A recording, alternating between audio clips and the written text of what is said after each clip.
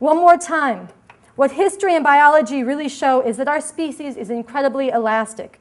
We are shaped by the cultures we grow up in, and we have the ability to consciously act back upon and transform the world in which we live. This creates new changes, sometimes big changes and sometimes unintended changes on both our natural and our social environment. And these changes, in turn, impact back on and condition our consciousness in new ways. All this can be understood rationally and, yes, scientifically. We can scientifically understand both the overall dynamics of the formation and change of societal structures, and we can scientifically understand in a different way how these play out in people's individual lives. This is contrary to something argued in Chris's book when he says, quote, and he said it in his speech almost like this, the question is not whether God exists, it's whether we contemplate or are utterly indifferent to the transcendent, that which cannot be measured or quantified, that which lies beyond the reach of rational deduction.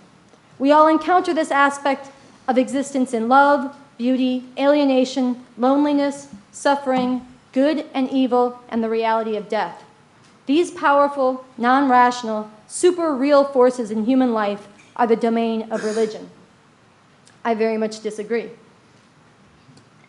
As I was thinking and writing to different people about these ideas, a comrade of mine sent me an email which really captures a lot, speaking specifically to the level of the individual person and some of the very important things Chris is pointing to. I want to read from it. It is true that it's not possible, nor correct to make a reductionist and positivist, quote, scientific, in reality non- or unscientific analysis of love. For example, why a particular individual is romantically attracted to another particular individual of the opposite or same sex. This cannot and should not be reduced to some single cause, such as hormones or genes, etc., or romance magazines. Nonetheless, what goes into romantic attraction, or other kinds of love, or other emotions, involves nothing other than matter in motion, within the brain, in interaction with the rest of the body of the person, and interaction with the larger material world. Even though this all cannot be and should not be reduced in a linear and positivist fashion to a single physical cause. More specifically, there's nothing of the supernatural in all this. And further, doesn't rational and, yes, scientific thinking enter into this whole thing? And shouldn't it? Aren't people capable of making, and shouldn't they make, rational judgments, for example, about what to do about certain romantic attractions they experience?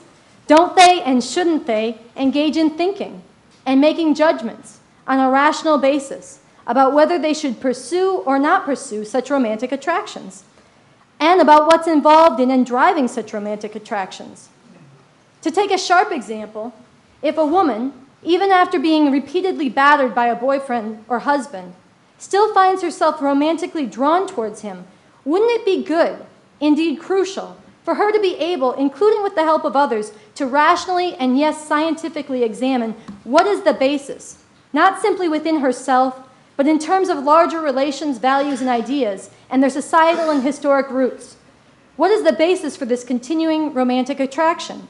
And why and how she should make a decisive rupture with this and break free of this oppressive and abusive relationship?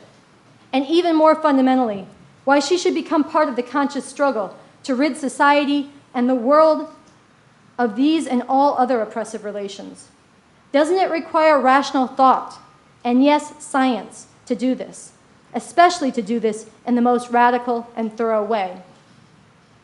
This correspondence continued to discuss the variety of human responses to the knowledge of death, which we can get into in the exchange afterwards if people like.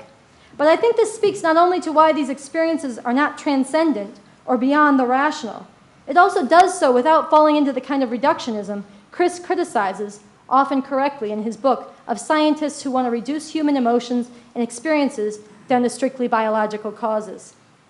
But let's go even further with this and examine this concept of sin. To be fair, Chris clearly detests the misogyny in the Bible and the idea that people are suffering today because they're sinful. Still, he insists on the concept of sin. In his book, he writes, "We discard the wisdom of sin at our peril. Sin reminds us that all human beings are flawed, though not equally flawed.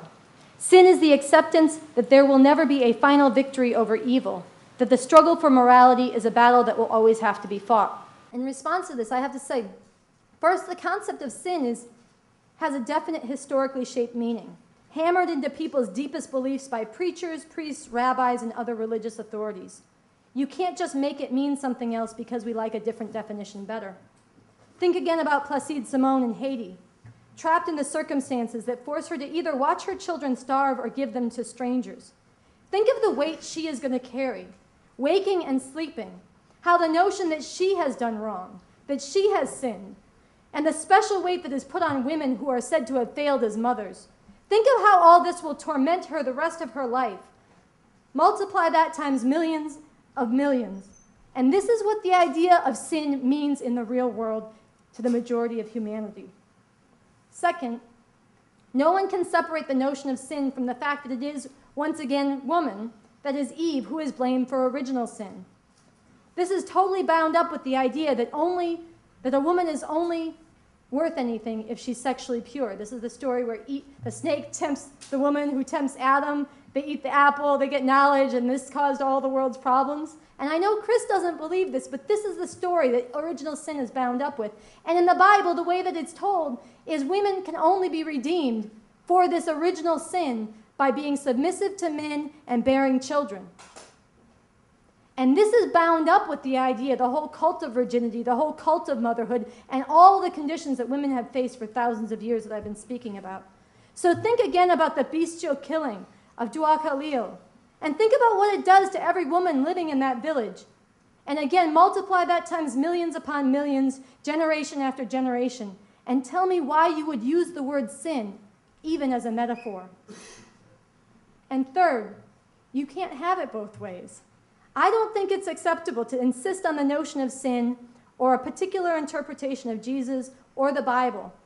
To insist that these notions, or draw on the fact that these notions are invested with some special authority because of their alleged supernatural connection. But then, when the basis for that claim, the scriptures that are the foundation for this alleged special supernaturally endowed authority, are shown to be oppressive and brutal and all that they are, to say, oh no, that's a childish reading, don't take it so literally. Fine. Let's admit that all this religious stuff is fanciful and not true, including the claim about the existence of God. And then let's examine these concepts like we examine everything else and see how it stands up, shorn of any metaphysical or mystical aura.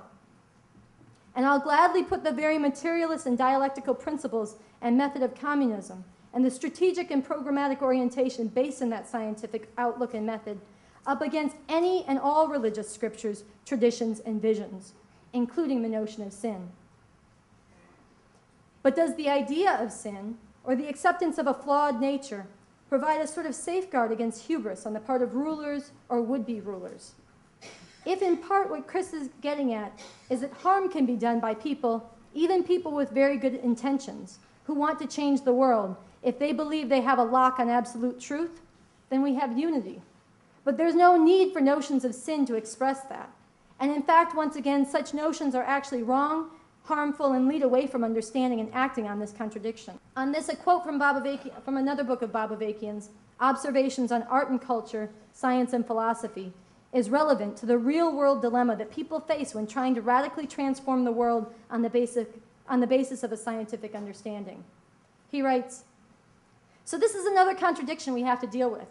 You're trying to change reality, and you're trying to grasp reality in its changingness, so to speak, because it doesn't stand still and wait for you to understand it. It's moving and changing. And you're trying to mobilize people to grasp and change reality. And you have to all pull together to do that. In a real vanguard party, you can't have people all going off in different directions, all implementing their own lines, and still mobilize the people to change reality. But by definition, when you do that, when you all pull together to mobilize the masses of people, there's a danger and a tendency to impose thinking from the top. It would be simple if this was just a bureaucratic problem. But there is a necessity to mobilize people behind what you understand to be true, and that does require leadership, and many times mobilizing people from the top. How to handle that contradiction between mobilizing people around what you understand to be true, while at the same time having a critical attitude and being open to the understanding that you may not be right about this or that particular, or even about big questions. That's a very difficult contradiction to handle correctly, It's something we have to sum up and learn how to do better on as well.